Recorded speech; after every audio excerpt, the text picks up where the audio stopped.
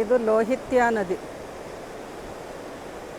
ಇದು ಪರಶುರಾಮ್ ಕುಂಡಕ್ಕೆ ಹರಿಯುತ್ತದೆ.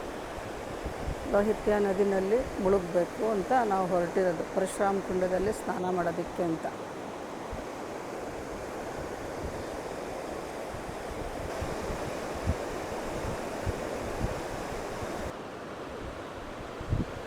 ತುಂಬ ಚೆನ್ನಾಗಿದೆ.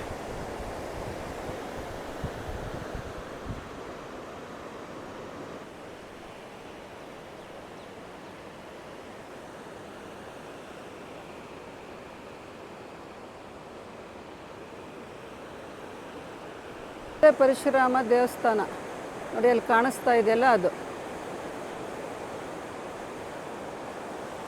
ಮತ್ತು ಇಲ್ಲಿ ಕೆಳಗಡೆಯಲ್ಲಿ ರೆಡ್ ಕಲರ್ ಇದು ಕಾಣಿಸ್ತಿದೆ ಅಲ್ಲ, ಅದು ಪರಶುರಾಮ್ ಕುಂಡ. ಅಲ್ಲಿ ಸ್ನಾನ ಮಾಡಬೇಕು ನಾವೀಗ. ತುಂಬ ಜಾಸ್ತಿ ನೀರು ಹರಿತಾರೋಗ ಅಲ್ಲಿ ಬೀಗ ಹಾಕ್ಬಿಡ್ತಾರೆ, ಬಿಡಲ್ವಂತೆ. ನೋಡೋಣ, ಅಲ್ಲಿ ಹೋಗ್ಬಿಟ್ಟು ನೋಡ್ತೀವಿ. ಇವಾಗ ಸ್ನಾನ ಮಾಡೋಕ್ಕೆ ಅಂತ ಹೊರಟಿರೋದು ಲೋಹಿತ್ಯ ನದಿ.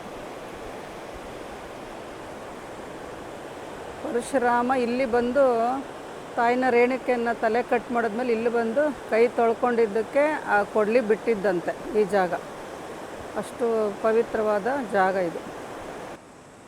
ಇಲ್ಲಿ ಪರ್ಮಿಷನ್ ತೊಗೊಂಡು ಬರಬೇಕು. ಹುಲಿ ಸಂರಕ್ಷಣಾ ಅರಣ್ಯ ಆಗಿರೋದ್ರಿಂದ ತುಂಬ ಚೆನ್ನಾಗಿದೆ ವಾತಾವರಣ.